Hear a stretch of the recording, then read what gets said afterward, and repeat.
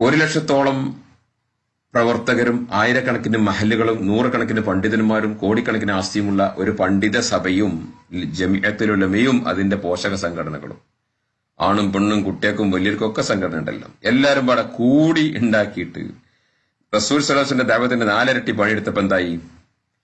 അവിടെ നസ്റും ഫതഹും ഉണ്ടായി, അള്ളാന്റെ സഹായവും ഫതഹും ഉണ്ടായി. ഇവിടെ അള്ളാന്റെ സഹായം ഉണ്ടായില്ല എന്ന് മാത്രമല്ല, ഫിത്ന ഉണ്ടായി. അവിടെ ആളുകൾ ദീനിലേക്ക് കൂട്ടം കൂട്ടമായി പ്രവേശിച്ചു, ഇവിടെ സംഘടനയിൽ നിന്ന് കൂട്ടം കൂട്ടമായി പുറത്താക്കി. ഇതല്ലേ സംഭവിച്ചത്.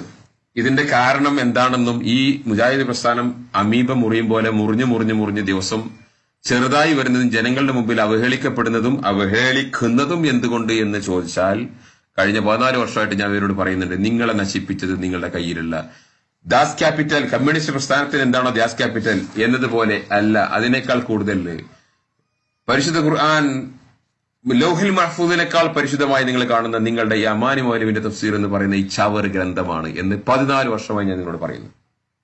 ഇന്നതെല്ലാം നിങ്ങൾ അംഗീകരിച്ചുകൊണ്ട് അതിലുള്ള അക്ഷരത്തെറ്റുകളും വാചകങ്ങളിലും അതിന്റെ ഘടനയിലും വന്ന് തകരാറുകൾ തിരുത്താൻ വേണ്ടിയിട്ട് സാധാരണക്കാരായ ആളുകളിലേക്ക് ലെറ്റർ അയച്ചിക്കാണ് നിങ്ങൾ.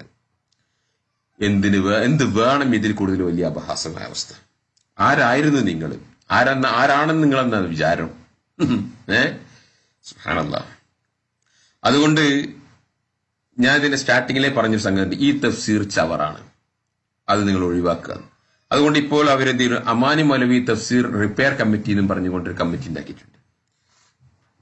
തുറന്ന് പറഞ്ഞുതരാം മക്കളെ, നിങ്ങളെ കൊണ്ട് ഇത് റിപ്പയർ ചെയ്യാൻ കഴിയില്ല. കാരണം വളവ് മോന്തായത്തിനാണ്. ഇതിന്റെ പ്രശ്നം നുതുഫയിലാണ്. ഈ തഫ്സീർ എഴുതപ്പെട്ട ഉസൂലിലാണ് ഇതിന്റെ പ്രശ്നം. അതുകൊണ്ട് നിങ്ങളെ കൊണ്ട് നന്നാക്കാൻ കഴിയില്ല. അമാനി മൗലവിന്റെ മകൻ കരീം അമാലി കുറെ ശ്രമിച്ചു, അത്ര അവസാനം കൈയൊഴിഞ്ഞു എന്ന് ഞാൻ കേട്ടിട്ടുണ്ട്. ഇനി അദ്ദേഹത്തിനെ കൂടെ ഈ കമ്മിറ്റി ചേർത്തിട്ടുണ്ടോ എന്ന് എനിക്കറിയില്ല, അള്ളാഹു ആലം.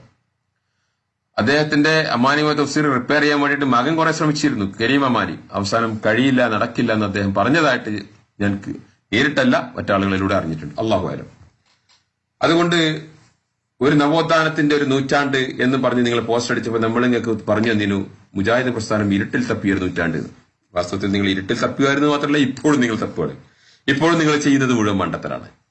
എടോ, ഈ ചോദ്യം, ഇതിൽ തെറ്റ് കണ്ടുപിടിക്കാൻ ജനങ്ങളെ അല്ല ഏൽപ്പിക്കേണ്ടത്, നിങ്ങളെ പണ്ഡിതന്മാരാണ് അത് കണ്ടുപിടിച്ച്. 57 വർഷമായോടെ ഈ തഫ്സീർ ഇറങ്ങിയിട്ട്. 1964 അതിന്റെ 1-ാം വാളി ഇറങ്ങിയത്.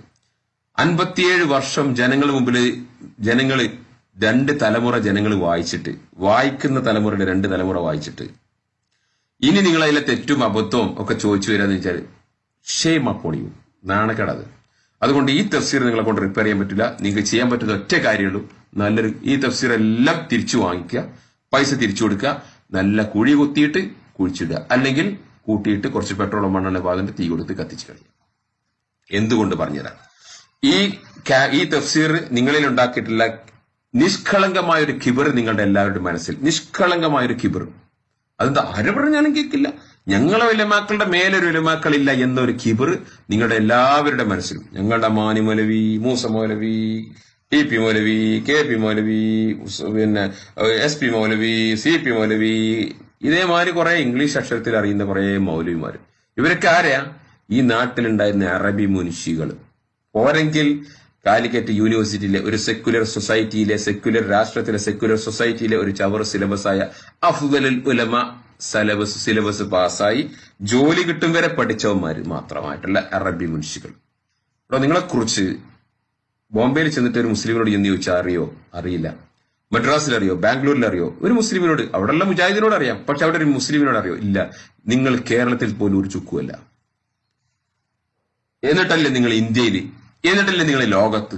അതുകൊണ്ട് നിങ്ങളുടെ ഇസ്ലാഹിയത്ത് എന്ന് പറഞ്ഞ കുഫറിന്റെ ബീജം ഉണ്ടല്ലോ, അത് പേര് നിങ്ങൾ സ്വയം കിബർ നണിഞ്ഞ് നിങ്ങളുടെ എന്താ പറയാ, നിങ്ങളുടെ ചൊൽപ്പടിയിൽ നിൽക്കുന്ന ചെരുപ്പ് നക്കികളായിട്ടുള്ള ആളുകളെ മുന്നിൽ നിർത്തിക്കൊണ്ട് അവരെ മുമ്പിൽ നിങ്ങൾ ഇങ്ങനെ പണ്ഡിതന്മാരായി ചമഞ്ഞ് അവരെ മുന്നിലേക്ക് നിങ്ങൾ വലിയ ആനിമ്യങ്ങളാണ്, വലിയ സംഭവം ഇട്ടുകൊടുത്ത് നിങ്ങള് ചമഞ്ഞ് നടക്കരുത്. നിങ്ങൾ പഠിച്ച സുല്ലമി, സലാഹി, മദനി, സലഫി എന്നൊക്കെ പറഞ്ഞ ചവറ് സിലബസ് ഉണ്ടല്ലോ, ഇതൊന്നും യുവതലമുറയുടെ മുമ്പിൽ വില പോകില്ല. ഞാൻ നിങ്ങളോട് പറയാൻ തുടങ്ങിയൊരു സംഗതി എന്താ വെച്ചാൽ, നിങ്ങളുടെ പണ്ഡിതന്മാരെ കുറിച്ചേക്കാൾ കൂടുതൽ പഠിച്ചവന്മാരാണ് ആര്? ഇന്നത്തെ യുവതലമുറ. ഇന്നത്തെ ഡോക്ടർമാരും എഞ്ചിനീയർമാരും അക്കൗണ്ടന്റുമാരും പിന്നെ പ്രൊഫഷണൽസും കമ്പ്യൂട്ടർ എഞ്ചിനീയർമാരും ഒക്കെ ഇൽമിന്ന് നിങ്ങളെ പണ്ഡിതന്മാരെക്കാൾ കൂടുതൽ പഠിച്ചവന്മാരാ. അതുകൊണ്ട് നിങ്ങളുടെ ആ കുത്തബയും ക്ലാസ്സും ഒന്നും ഇനി വരപ്പോവില്ല. ഈ അമാനി മൗലവിന്റെ തഫ്സീർ നോക്കിയിട്ട് അറബി അറിയുന്നവനും അറിയാത്തവനും പഠിച്ചവനും പഠിക്കാത്തവനും മക്കത്ത് പഠിച്ചവനും മദീനത്ത് പഠിച്ചവനും എവിടെ പഠിച്ചവനും ഓരോ അവസാനം ഈ തഫ്സീർ നോക്കിയിട്ടേ പിന്നെ പ്രസംഗിക്കൂ, ഈ തഫ്സീർ നോക്കിയിട്ടേ പിന്നെ ക്ലാസ് എടുക്കൂ, ലേഖനം എഴുതുള്ളൂ.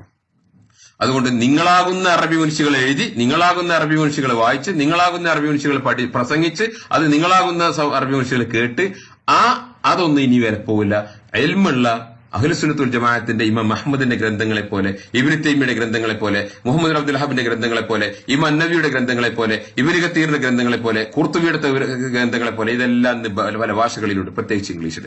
അതിൽ നിന്ന് പഠിച്ചു വരുന്ന യുവ തലമുറയുടെ മുമ്പിൽ നിങ്ങളെ കിബറുകൾ കുഴിച്ചു മൂടിയേ പറ്റൂ. ആ കുഴിച്ചു മൂടുന്നത് ഇതിന്റെ സിംബോളിക്കലാണ്. നിങ്ങളുടെ ഈ സർക്കുലർ നിങ്ങൾ സ്വയം കുഴിച്ചു മൂടുകയാണ്. എന്നിട്ട് നിങ്ങൾ യുവ തലമുറയോട് ഇൽമു ചോദിക്കുകയാണോ? നിങ്ങൾ യുവ തലമുറയോട് ഇൽമു ചോദിക്കുക.